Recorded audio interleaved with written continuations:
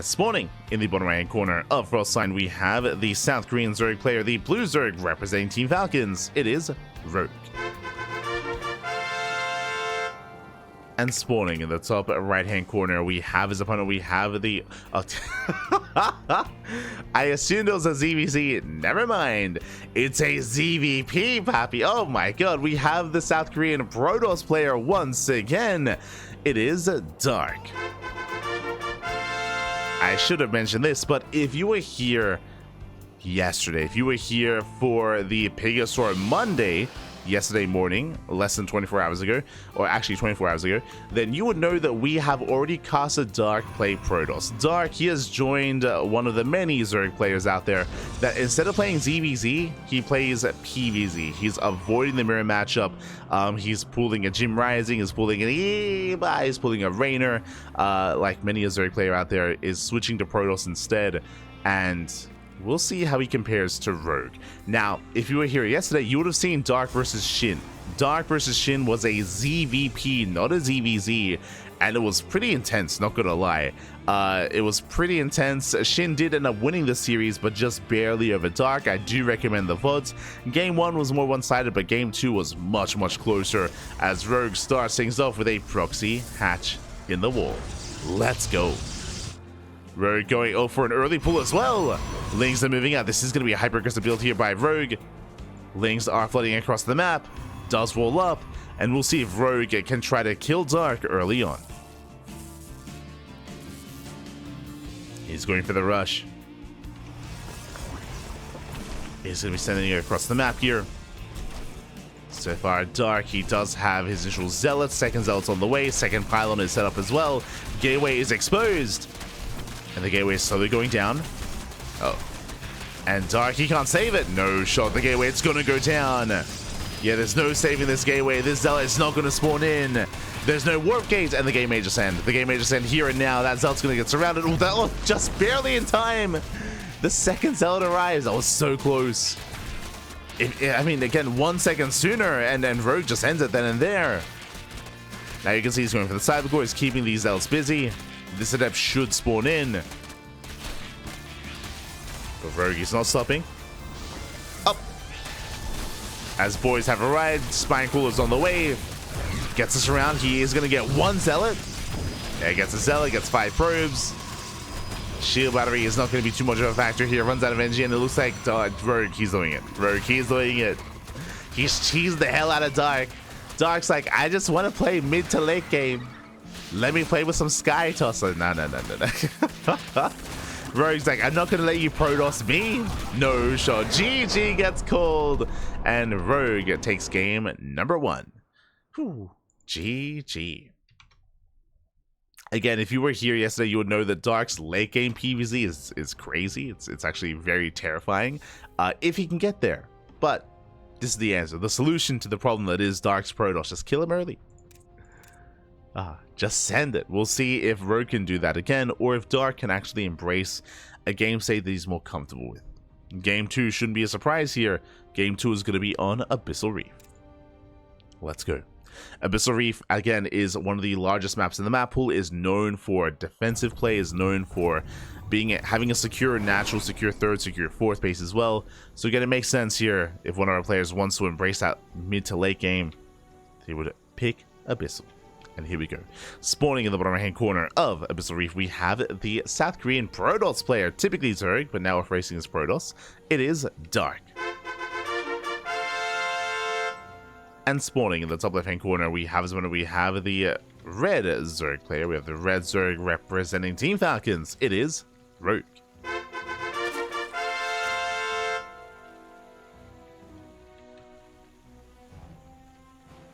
Here we go. Just catching up with the chat. Bunkers are just BM. That is not true. Bunkers are actually a part of that.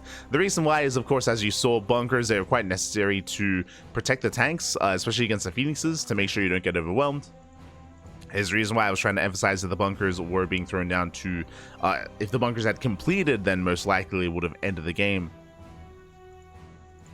So, I would not say that's BM at all, actually. As for now, Rogue going for Hatch Gas Pool. This time a standard opener out of Rogue is going for a standard opener. Likewise, Dark going for his own gate into expand into Cybercore. Again, as we mentioned, from what we've seen from Dark's Protoss is that he does thrive in a longer game state where he's able to embrace his tech, embrace his 2 and 3 base saturation. Of course, Dark was denied that in Game 1. We'll see if he can get there here in Game 2. Again, the map itself is going to help Dark when it comes to getting to that game state. And I would imagine that Rogue's going to do everything he can to try to stop him. Now, typically, Rogue in ZVP, he is very much so, I want to say macro-based. In almost every single ZVP that we cast from Rogue, especially up against players like Hero, against Max Packs, against Trap, for example, we do expect Rogue to be a little bit tech heavy and cut corners and rush into lurkers. That's his game. That's his like win condition, rushing into mass lurker with Niduses as well. That's typically his go-to, but I don't know if Rogue is going to adjust here against Dark, right? Like we expect Rogue's like mid-game to be superior to that of Dark to try to kill him early on. We'll see. We'll keep an eye on Rogue. We'll see if he does throw down early gases, early tech, early lair, early hydrogen. That's really what I'm looking for here from Rogue. So we'll see if he does take the baits and, you know, be hyperactive. Likewise, Dark chilling back at home, getting his natural. Stargate is on the way, as to be expected. Just a Stargate opener into a third base, you know, Oracle base as well.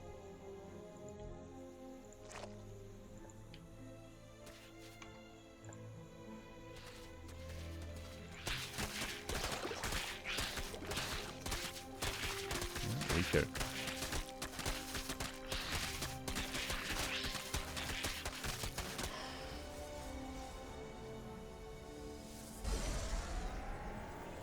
From here, there's the initial Oracle. Again, moving out across the map.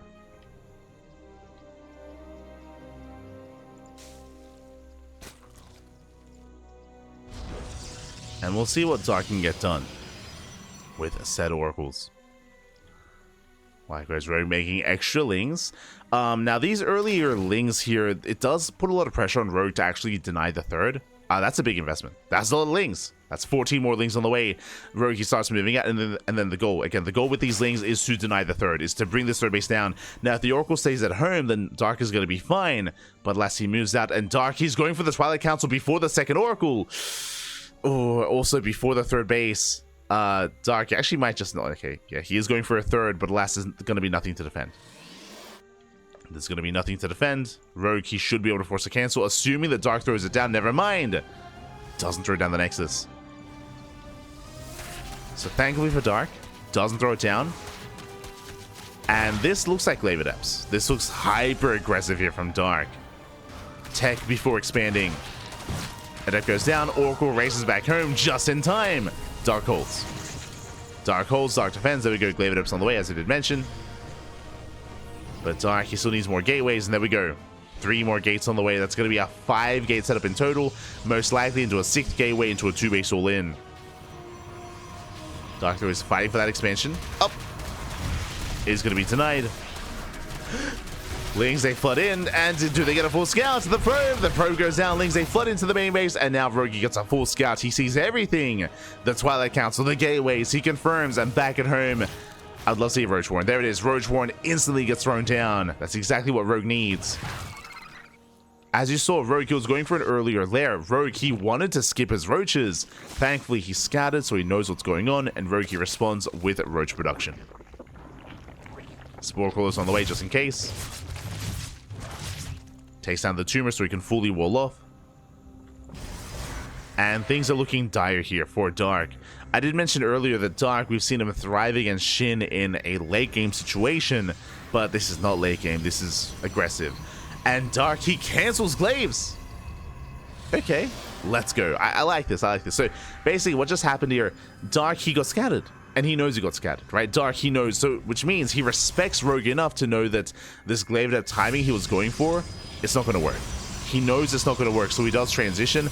Now, on the one hand, it is really cool that Dark is doing this, that he's kind of pivoting and he's very flexible when it comes to his build. The problem, though, is that this is still setting him behind. Blink is late, +1 is late, third base is late, Dark is still in a worse position. Dark, he's hoping that Rogue overreacts. He's hoping for an overreaction. And Rogue, he is cutting workers at under 3 bases. He is massing up roaches. Overlord speed is a tell. This looks like Rogue might be getting ready for an all-in, which I think is the correct move here. Considering the Dark is behind, considering the Dark, he's in a worse position than he otherwise would be, I do feel like an all-in is going to be even stronger in this kind of game state. It's going to be a German taxi. Let's go. Drop Lord's going to be on the way. Queens are amassing, roaches as well. No more drones. Again, cutting workers at 50. That is, again, less than 3 base saturation. Rocks are being knocked down. And it's all or nothing for Rogue. And it's up to Dark to realize what's happening. And even if he knows, I don't know if he can stop him. Just because of the disastrous start. Which is a very rough start to the game. Rocks are being knocked down. Dark, he doesn't take notice. Doesn't know. Here come the Drop Lords. Here come the Queens. Nice catch from Dark. Shaves off a couple of Lings. Dark, he does notice. Does notice Rocks are no longer there. And here comes the all-in. The all-in is moving out across the map. Dark, he is aware. Stasis traps would be ideal. Still a bit of a gamble, whether or not they do work out well. But now trading with the army. Lings, they come in from behind. The Queens, they support. They spread creep. And Dark is being forced further and further back. He just cannot keep up with this kind of army. Again, because of the rough opener of Dark, that's why this all-in hits as hard as it does. It's because Dark is behind. Nice blinks. Dark pulling back. Shield battery out of Engie. There's 2 more shield batteries behind this. There's 2 more shield batteries. Oracles, they get targeted down. Dark, can he hold on? Takes down some of those roaches. Forcing back Rogue. Does try to force him back. Rogue still just rallying in. Lings are coming to reinforce. Also don't connect. They barely don't connect. More shield batteries on the way. The Oracles actually, sorry, they survived. 1 Oracle went down. Nice dodges here at Dark. Calm down. Does dodge the Biles. And the longer this goes on, the better it is for Dark. He's building up a higher Stalker count. Building up more Stalkers. Takes out the Lings. Biles don't quite connect. Dark trading very efficiently. Takes down a Ravager. Takes down a Ravager. Shuts down the Lings. Biles, they connect towards the end. Brutal connections. 2 Stalkers do full. And every Stalker counts. Oh, once again. Getting another Stalker. It's going to be 3 Stalkers going down to the Biles. Speaking of this time, okay. Better dodges here from Dark. Does avoid. Focusing down 1, focusing down 2 Ravagers. And Rogue is still not droned, by the way. Rogue, he has not droned up whatsoever. He had 50 drones down to 49 as he expanded. So Rogue is still completely all in. But again, as you mentioned, you know, the Stalker count is getting higher. It's building up over time. +2 is now on the way. Keeps being denied. Again, dodges on the Wilds, for the most part. The Oracles, they move forward. 1 Queen goes down. The Wilds! Oh my god, they don't connect. And Dark, he's holding. Wow, he holds. He shuts down the Queens. He dives on in. Chasing down those Ravagers. Spots, once again, they mostly get avoided. Dark punishing Rogue. And Rogue, he's forced to retreat. And now the problem for Rogue is that because he's been avoiding droning for so long, is it too late to drone? You could argue that it is. You could argue, okay, he's now droning up. He just made 20 Lings, but these are late workers. Late drones for Rogue, and likewise, he has no tech. What I mean by that, +1 is halfway done, +2 has begun. Oh, contaminated here by Rogue. Thankfully, he contaminates. That does help make up for that, but there's no hydrogen. No hydrogen, no infestation, no lurker done either. It's going to be purely Lingbane Roach Ravager for Rogue. That move out, that push was designed to kill. That was an all-in. That was designed to kill Dark. It did not do enough damage. Not only did it not kill Dark, it didn't really touch the 3rd base. The economy was left untouched. It was left alone. And Dark took it seriously. There was 5 shield batteries. Jesus. But a very impressive defense there by Dark. Very impressive.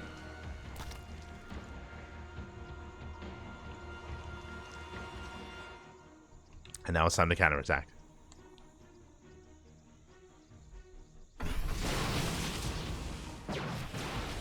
Dark will push in.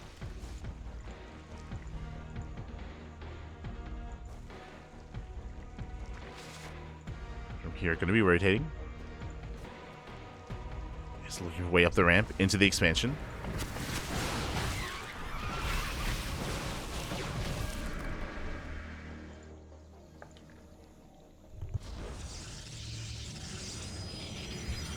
At the same time, Bailey's real quick. Oh no! No reaction! No reaction out of Dark. 11 probes go down. Rogue, he's clawing his way back in. He has been joining up the entire time. Getting up to 71. As a reminder, the soup does lie. Even though Rogue has joined up to 71, he only just did so. He has not been mining from 71 workers for quite some time. And on top of that, the tech is still very much so delayed or lackluster for Rogue. But the main drop was nice. Was solid. Meanwhile, another Ling run by, potentially Bailey run by being set up on the right hand side. Yeah, there we go. Bailey's on the way. More Bailey's morphing in towards the center. 19 Bailey's in production. And Dark Storm is now done. Now, in a head-on fight, I do favor Dark, assuming he has his High Templar with his main army. But it's not about that head-on fight. Right now, Rogue is distracting, and here come those Bailey's. Bailey's get activated. Oh, they run into the Zealots. Yeah, Zealots they smash in, and they shut down the Bailings. Oh no! Oh, I saw it too soon. And more Bailings they roll in towards the center. 8 more probes go down. Dark just getting pulled apart here by the Bailing run-bys. But doesn't matter because here comes the main army. And how many High Templar? 13! Wait, Jesus. Okay. Some of them are morphing into Archons. I mean, still, 9 High Templar, 9 Storms at least are going to be available here for the fight. Now, 9 Storms is terrifying, but at the same time, without Archons to support, Rogue can surround. He can try to surround this army coming from behind and collapse on those High Templar. It's still a very fragile army here for Dark, as the Archons are now coming to reinforce. Double Storm. Bailey's roll in. Oh, they don't quite connect. They force a 3rd Storm. There's at least 6 more left. Bailey's rolling in once again. Alright, Dark, he does pull away well. Zelda Run Man catching out some of these Roaches and Ravagers. Darky responds. He wants more of those Ravagers. He will get them. Storm swapping up. Oh, and the Storm's on the Ling Bane. The Ling Bane melts. Force more for the Archons. We did waste some Storms there as there were some premature Archons, but despite that, Darky has enough. He's doubling out control. Again, Rogue, he went for the all-in. He failed at the all-in, and GG gets called. Dark, he ties up the series 1-1. GG. We're going to the ace match. We're going to the ace match here. Again, I'm not opposed to Rogue going for the all-in. As I was mentioning at the time, I was praising him for it. It made sense considering the initial failed opener of Dark. At the same time, Blink did come into play. Because Dark cancelled Glaives and he started Blink Stalkers, that was much more ideal for the defense. We saw how well Dark was trading with his Stalkers. Did take some Biles to the face, and he did lose, I think, 3 Stalkers to Biles over the course of the defense. But in the grand scheme of things, he was out trading his opponent. Likewise, we spoke earlier about Abyssal Reef. The map itself is working against you. The rush distance by ground is longer on Abyssal Reef, so it takes longer to reinforce. Well, regardless, GG. GG, well played. We're going to the ace match. We're going all the way to game 3. Let's go.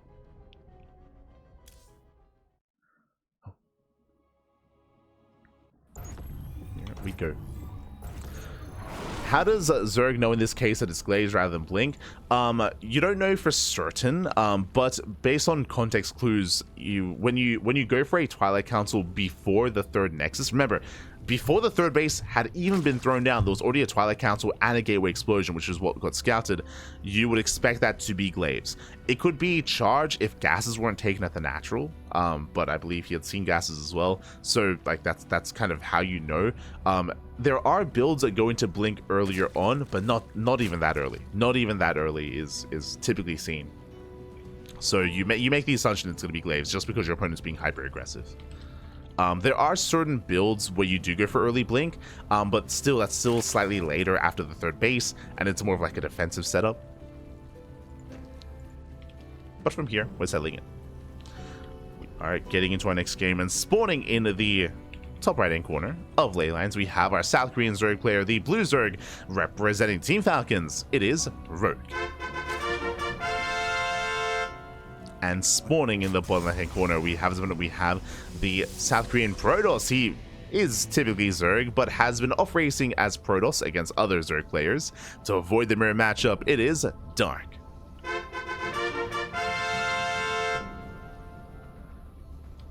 Zerg could scout the door. It's true. Can scout to see what units are being warped in.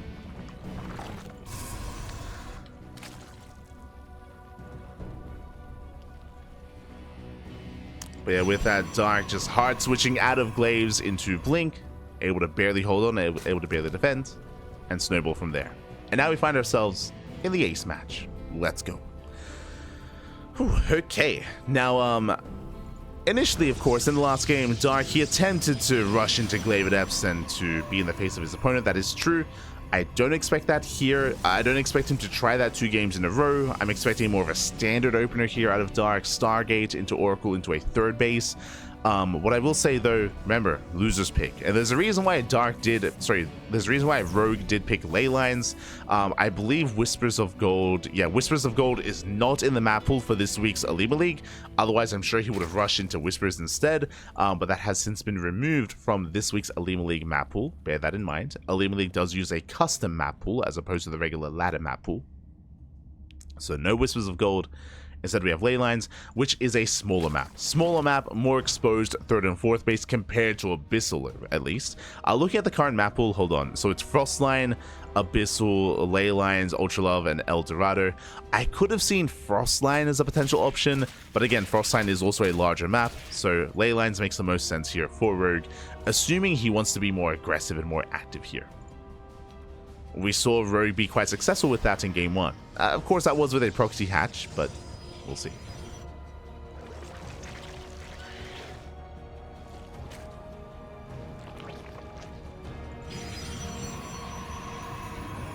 We shall see.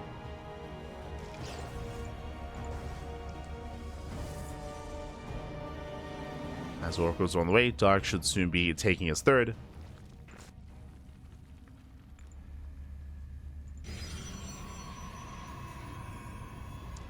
Can scout if you're lucky. Oh, I'm gonna have to eat my words because once again, that is a Twilight Council before the 3rd base. Yo, Dark, he really wants to Glaive Adept his opponent. Like he really wants to Glaive Rogue to death, Pappy. Oh my god. Okay, never mind. Same build. So again, delayed expansion, delayed at 3rd base here for Dark. A very fast Twilight Council.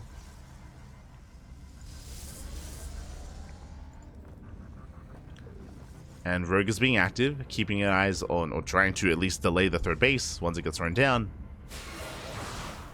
Dark now expanding, a later 3rd. Safety Roach Warren. Rogue, he notices. That's a 4-minute Roach Warren out of Rogue. There's Glaive Adepts once again, as I did mention.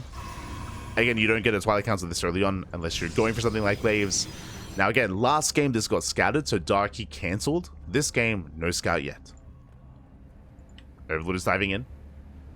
And again, at least Rogue is getting that safety Roach Warren. He's aware that something is wrong, something is amiss. Is aware. Stalker is here to deny the scout. Second Stalker warps in. That's a little bit suspect. Will deny the scout. And I'm curious, how many gateways? Now, again, this is not your standard Glaive Adept build. This is a 6-gate Glaive Adept build here. There's a reason why this was before the 3rd was even thrown down. This is much more committed. This is much more all-in for Dark. Now, Rogue, he is setting up his SimCity. He has a Evo Chamber here at the Natural as well. I'm hoping that the Tumor isn't going to be an issue when it comes to walling this area off. I'm hoping.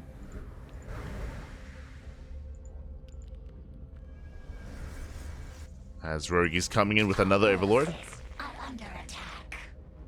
Moving forward towards the main. Double Oracle moves out. Roaches are amassing.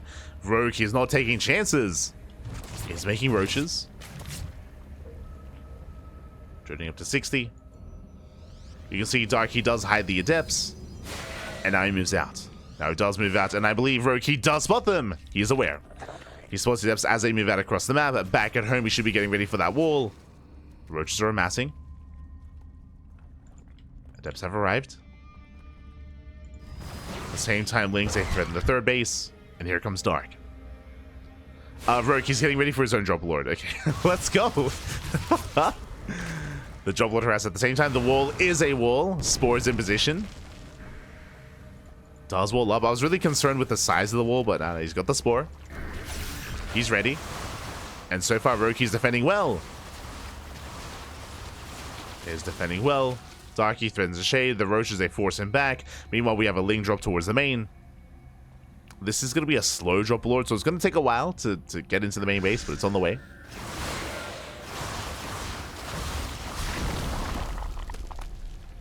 As expansion is denied, once again, Darky attempts to shade in. And Dark is locked out. He's just locked out of the expansion. Has done 0 economic damage, by the way.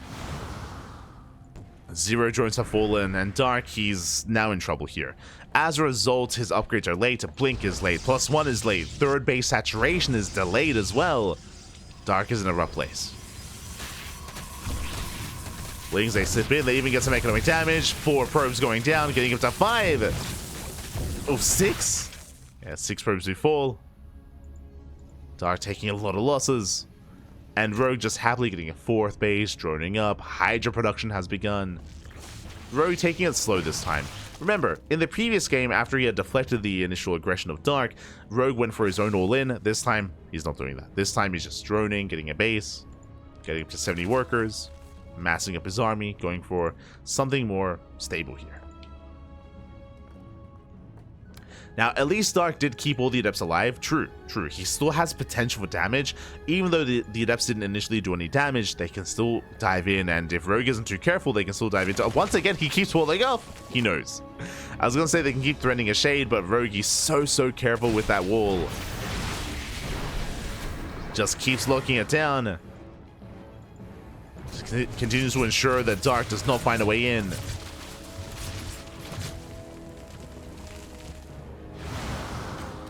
And again, the amount of effort it takes to just keep re-walling this location, unburrowing and burrowing that wall. It does actually mess up your own reinforcements, but I mean, he's doing it. he's pulling it off. Hey, who needs a depot when you have this, when you have a Spore? True.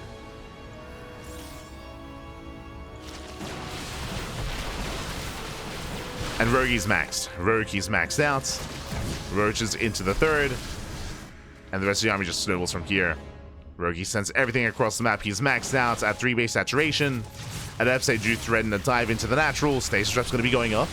Lands 1. Does anyone stasis? Adepts, they finally get in. Finally. They finally get inside. Back at home. Nice blink control here at Dark. Very nice blink control. The Stasis Traps, they're popping up. Yeah, the Roach Hydra having a really hard time engaging. Dark trading as efficiently as possible. And Dark, he can clean this up. He can, and he will. Another Stasis Trap as well. Rogue being forced back. At the same time, Adepts shading to the main, but Adepts only get 3 drones. 3 workers going down. The slow lots! He doesn't have charge. And Dark defends. Dark holds. And again, a big reason for this is Stasis Traps. They were just brutal. Rogue took all the Stasis Traps to the face. More Roaches just waddling across. Rogue's still trying to overwhelm. The lack of charge is hurting Dark a little bit, not gonna lie. It's ah, no. And Rogue, he still might just have too much here. As he just keeps going in. The boys are being pulled. The Immortal is getting exposed. Rogue, he avoids it. Going for the main. Takes down 7 probes. It just keeps rallying. Just keeps rallying. Nothing but Roach across the map. He's hoping to just break Dark, and he will. Bust into the mineral line. Burrow is available. Tunneling Claws on the way. And Dark, he has no detection. He has no observer. The observer's in production. Roaches, they pull back. 15 probe kills. They unburrow here in the main once again. Getting 1 more volley off.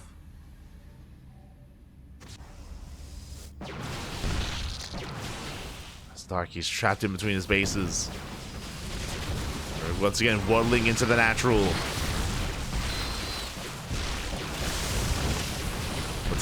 This time there's detection. Burrow's not going to be good enough. But they just keep on burrowing. They keep popping out. 23 probe kills. So yeah, finally being cleaned up. Tunneling claws finishing up in 10 seconds. Behind this, Rogue now redroning. He was at 66 workers, if you recall. Now droning up to 71. And remaxing on, once again, Roach Hydra. And he may not have broken Dark, but he's containing Dark on 3 bases. He did cripple the economy, the worker count of Dark as well. And Dark is just stuck at home. Does want to be active. He has to be so careful with this army, as he cannot afford to replace it. Getting a 4th base as he takes a 4th. Rogue coming in from the flank. Coming in from the top side. And Dark, he's out of position. He has to race back. Does turn around.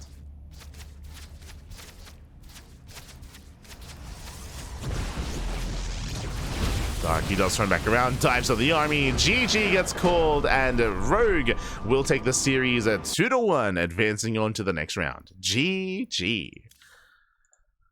Oh my god. GG, well played. Rogue will take it. Dark, he did have a good showing here, is what I will say. He had a very impressive defense on Abyssal Reef. It was very impressive. Here in game 3, though, I'm not too fond of the idea of Dark going for the same build 2 games in a row, going for essentially a Glaive Adept all-in with 6 gateways before the 3rd. Very committed, very aggressive.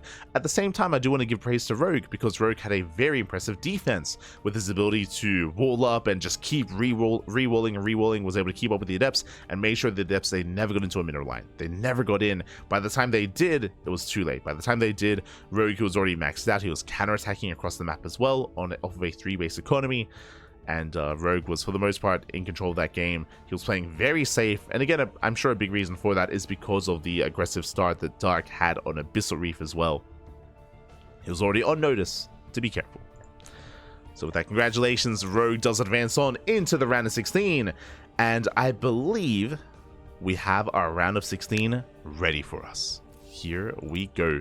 Exclamation mark. Oh, actually, there's no bracket command in the chat. We may as well just have a look together as we switch our scenes over and catch up on the bracket. Oh boy. Here we go. We have our round of 16. Hold on, I need to zoom in a little bit. I need to we have a round of 16 here for OlimoLeague, and one moment, here we go. From the top, we have Shin. We have Shin versus Skills. Now, we just casted Skills take down Creator. So, Creator has fallen. Creator has been eliminated from the tournament. And Skills, he advances on to face up against Shin in the round of 16. Meanwhile, we have Ateshi versus Down. Great to see Ateshi. For those who do not know, Ateshi, he is a StarCraft Evolution player, mainly. So, it's great to see him also featured here in SC2, in a StarCraft 2 tournament. We have 3-Point versus Prome. Prome is a player that I'm unfamiliar with. So, best of luck to 3-Point in that series. Scrolling down further, we have Rebellion versus Geralt in a PvP. We have Classic versus Gumiho in a PvT. Solar versus Cure. Clem versus Rogue. Oh, doesn't get easier for Rogue. That is going to be a rematch of Star Zagora. Do look forward to it. It's been a while since we've seen Rogue go up against the likes of Clem. And then at the bottom of the bracket, we have Hero versus Nickracht. I don't know what it is about these two players. For whatever reason, Hero and Nickracht, they play quite often. they play quite often indeed here in these online cups. And they face off again in the round of 16. Here we go. Of course, unfortunately, Dark, I mean, my condolences to Dark. Dark, he is eliminated from the tournament. But again, Dark, he has been enjoying himself playing Protoss more often recently. As much as I want to see more of Dark's Protoss, I do think a big reason for that as well is that Dark, again, we've been speaking about this for the past week, for the past, actually, couple of weeks coming into January, is that Dark's military service is on the horizon. It is looming. Soon TM, as always. Soon TM. So yeah, we have our round of 16. When it comes to the round of 16, as much as I would love to cast every single series, and I would love to, we're going to be limiting ourselves here to a handful of picked matches before moving on into the quarterfinals. The reason for this is because we cast every quarterfinals match, every semifinals match, and of course the grand finals as well. It's a lot of matches, a lot of casting to do, and because of that, whenever we go over OlimoLeague, it's usually like 6 to 8 hours. I'd like to cut it a little bit shorter if at all possible, but it's hard because there are just so many good matches.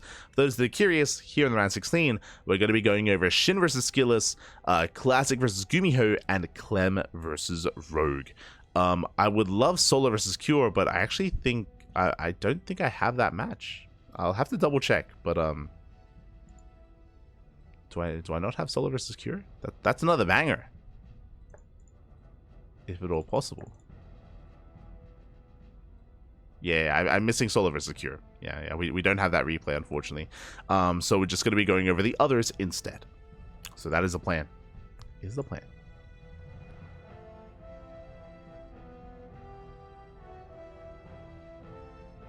I wonder how good Ateshi is now. Yeah, that's the thing, right? Like I haven't seen Ateshi in a while, since I think the last time I casted Ateshi was either the StarCraft Evolution the championship, the full championship, or the StarCraft Evolution. There was like a PvP like patch tournament, which was purely PvPs. I think it was like Ateshi alongside Rebellion. It was Ateshi, Rebellion, Lunacy, and there was a fourth Protoss. Farmy, maybe? I can't quite recall, but there were like 4 Protoss players, and they all played against each other in PvPs. Just catching up in the chat.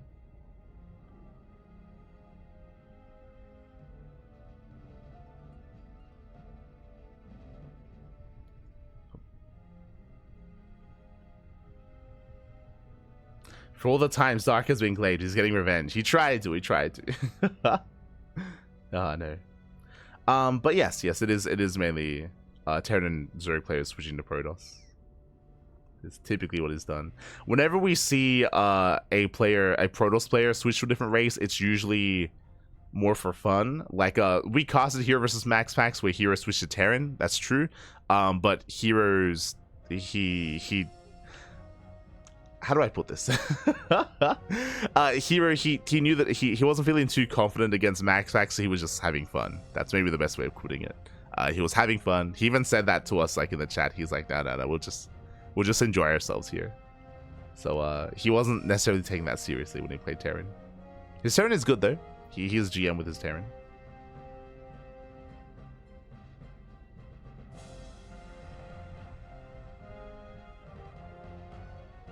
But I believe that's it. That's on our YouTube channel, if you're curious. Otherwise, for now, we're going to be going in a small break. We're going to be going in a small break. And when we come back, we will have our round of 16 ready for you. So take this time to get some snacks, get some food, get some water. Again, today it's going to be a bit of a longer broadcast because we have so many matches to cast. So I'm going to try and take it slow, and we're going to take a break after each round. So we're going to take a break after the round 16 and after the quarterfinals as well. So we'll see you guys soon in a couple of minutes here for Shin versus Skillus. See you soon.